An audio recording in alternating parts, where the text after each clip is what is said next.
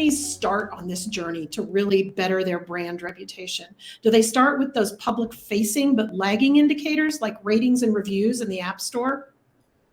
Yeah, I think that the easiest on-ramp for a lot of companies as they move into mobile in the first place, as they release an app, is that they put it out into the world and then they start to tackle, like every product team I've ever met has a roadmap a mile long, right? So they start to tackle the things that they think were after launch. But the beauty of the App Store is you've launched it and then you monitor that App Store feedback. You hopefully get some people who are downloading it.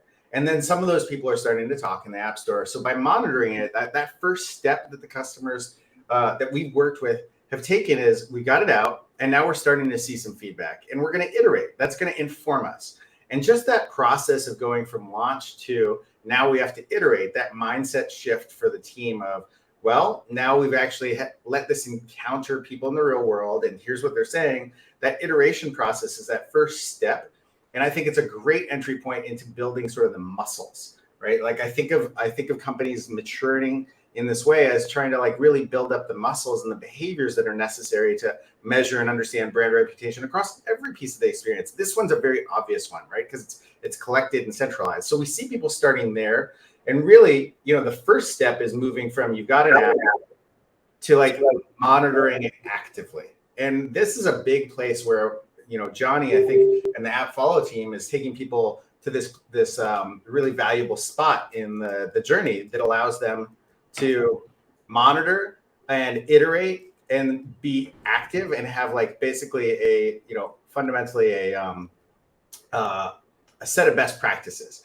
And then they probably take the next step and they start to respond. Both the app stores allow you to respond to people. So if you're in this place where you've moved to responding, now what you're doing is you're realizing that you can close the loop with customers. You can tell them, hey, we heard your problem and here's what we're doing about it. We heard your problem. We're not going to do anything about it. But once you get into that place where you're not just monitoring, you're responding, it then moves pretty naturally from what we've seen to a place where others inside of the company are caring about what customers are saying, and they start to get a little bit more proactive, right? And so that movement into getting more of the team focused on how do we really care about the customer problem? How do we get proactive is when they start to institute tools like Alchemer offers, the ability to actually listen to customers proactively, to send surveys to them after they've taken a certain action, maybe within the app after they made an order, asking them about the ease of use. And using that feedback, again, to iterate, right? And iterating around customer problems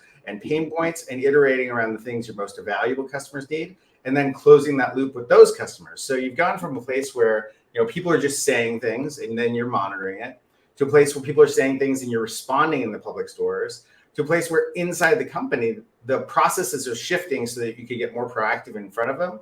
And then you're really moving forward to a place where you're closing the loop with customers before they even said anything publicly, right? So that's what I want to really get to, is a company getting to customer needs and pain points before anybody has to say anything publicly. Ideally, you're so good at this, the only people who tend to talk publicly are the ones who are just talking about how excellent you are, because privately what you're doing is you're proactively reaching out, you're starting conversations with customers, and that journey, it can take years. What we've seen from companies is this maturation process isn't a matter of months, it's years, because you have to change processes, you have to change systems, you have to change behaviors, the iteration cycle. And so this is what maturity really looks like, is moving all the way to the place where you're proactively listening to customers and you're closing the loop with them before they ever have to go somewhere public to tell you about the problems.